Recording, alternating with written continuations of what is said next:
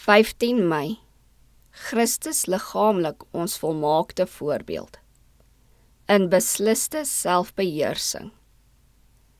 Hy is mishandel, hoewel hy onderworpe was, en hy het sy mond nie oopgemaak nie, soos 'n lam wat na die slagplek gelei word, en soos 'n skaap wat stom is voor sy skeerders. Ja, hy het sy mond nie oopgemaak nie. Jesaja 53, vers 7. Een klas mense het sonder selfbeheersing groot geword. Hulle het nog hulle meer, nog hulle tong beteel. En sommige van hulle gee voor om volgelinge van Christus te wees, maar hulle is nie. Jesus het hulle nie so 'n voorbeeld gegee nie. Sommige is senuweeagtig, en as daar aanleiding is, en hulle verloor beheersing oor hulle woorde of hulle gees, is hulle net so dronk van woede as 'n drinker van drank. Hulle raak onredelik en word nie maklik oortuig nie. Hulle is nie by hulle sinne nie. Hulle is tydelik onder die Satan se beheersing.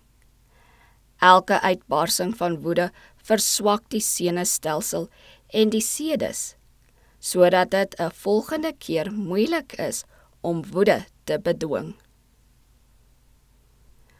Vir sulke mense is daar net een raad: besliste selfbeheersing onder alle omstandighede.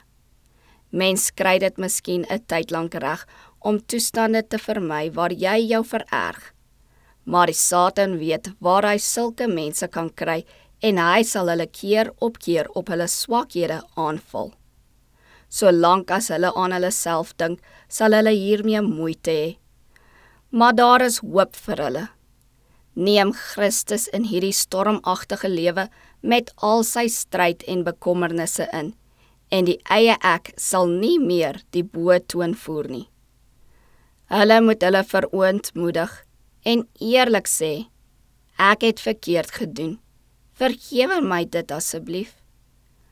God het gesê ons moet die son nie op ons troon laat ondergaan nie. Dis al veilige manier om te oorwin.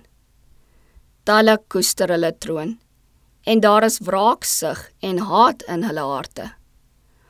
Weerstaan hierdie verkeerde gevoelings en u betrekking met u medermense sal 'n groot verandering ondergaan. Wanneer die eie ek nie meer probeer baas speel nie, en die Heilige Gees in die hart werk, rus die siel volkome, en dan word die beeld van God in die hart weerspieël.